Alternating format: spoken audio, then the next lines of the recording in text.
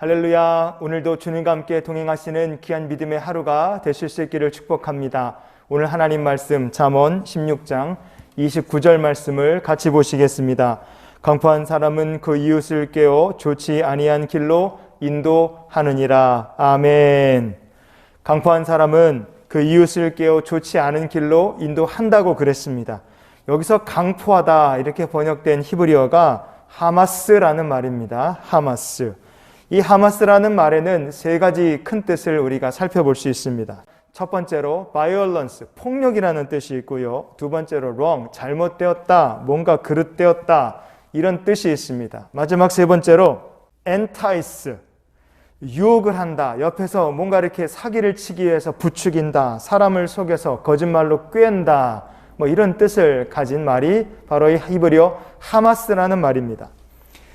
시편 7편의 14절부터 16절까지 말씀을 보실까요? 악인이 죄악을 낳으며 재앙을 베어 거짓을 낳았도다. 그가 웅덩이를 파 만들며 제가 만든 함정에 빠졌도다. 그의 재앙은 자기 머리로 돌아가고 그의 포악은 자기 정수리에 내리리로다. 아멘. 이 시편 7편 말씀에서 우리 뭐 알 수 있습니까? 악인이 낳는 것은 죄악과 바로 재앙입니다. 그리고 악인이 파는 것은 의인 앞에 악인은 함정을 팝니다. 그런데 결과적으로 어떻게 됩니까? 그 재앙은 자기의 머리로 돌아오게 되어 있습니다. 포악은 악인의 정수리로 떨어지게 되어 있어요. 그래서 이 시편에서 포악이다 이렇게 번역된 히브리어 말씀을 우리가 살펴보면요. 그 히브리어가 바로 하마소라고 되어 있습니다. 오늘 본문에 나오는 강포란 말과 같은 말입니다. 포악과 강포는 서로 비슷한 구석이 있다는 것을 우리가 알 수 있습니다. 우리가 한번 이렇게 생각해 볼까요? 여러분, 진리는 어떻습니까? 진리는요, 이치에 들어맞습니다. 합리적이에요. 그런데 악은요, 진리랑 완전히 딴판입니다. 악은 일단 이치에 맞지 않기 때문에 그 악을 말하려면 어거지를 피워야 됩니다. 억지를 부려야지 악이 말이 되는 거예요. 그렇기 때문에 악인이 하는 일들은 억지로 파놓은 함정이 되는 겁니다.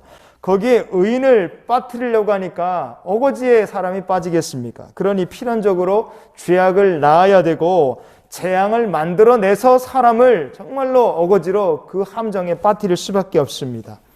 그렇게 어거지로 이치에 들어맞지 않은 일을 하는 사람을 가리켜 성경은 바로 포악한 사람이다. 우리에게 이렇게 말해주고 있는 것입니다. 그러면 강포한 사람은 어떤 사람입니까? 오늘 본문에 말하는 강포한 사람. 명백한 죄와 실수가 있다면 회개하는 것이 맞습니다. 크리스천은 그렇게 합니다.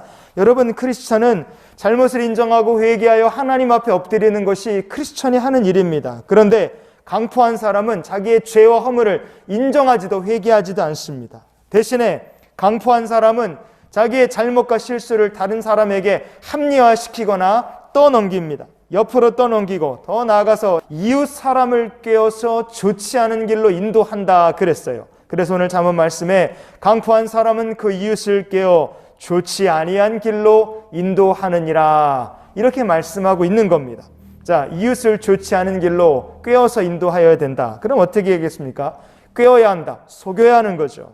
유혹을 해야 됩니다. 부추겨야 돼요. 이 길이 잘못된 길이 아니라 진리다. 부추겨야 됩니다. 그래서 강포라는 히브리어 하마스에는 엔타이스, 유혹한다, 부추긴다, 속여서 사람을 꿰는다 이런 뜻이 담겨 있는 것입니다. 성도 여러분, 우리가 회개해야 될 죄를 회피하면 하나님 보시기에 영적으로 강포한 자가 된다는 것을 기억하는 우리 모두가 될 수 있기를 원합니다. 회개할 것은 인정하고 엎드려 회개할 때 그게 우리의 문제를 해결할 가장 좋은 길임을 우리가 꼭 기억할 수 있기를 원합니다. 창세기 16장 5절 앞부분을 좀 볼까요? 사레가 아브라함에게 이르되 내가 받는 모욕은 당신이 받아야 옳도다. 아멘.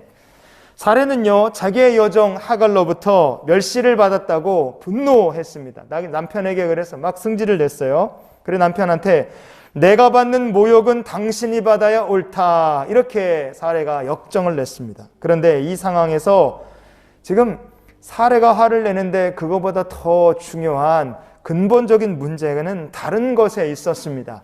창세기 16장 2절 말씀을 보시면요, 사레가 아브라함에게 이르되 여호와께서 내 출산을 허락하지 아니하셨으니 원하건대 내 여종에게 들어가라. 내가 혹 그러 말미암아 자녀를 얻을까 하노라 하매 아브라함이 사레의 말을 들으니라. 아멘. 사레가 하갈에게 멸시를 받는 것보다 더 중요하고 근본적인 문제는 무엇이었습니까? 사라나 아브라함이 하나님께서 자녀를 주시겠다는 하나님의 언약을 잊어버리고 그들이 불순종을 한 것이 보다 근본적이고 중요한 시급하게 해결할 문제였습니다.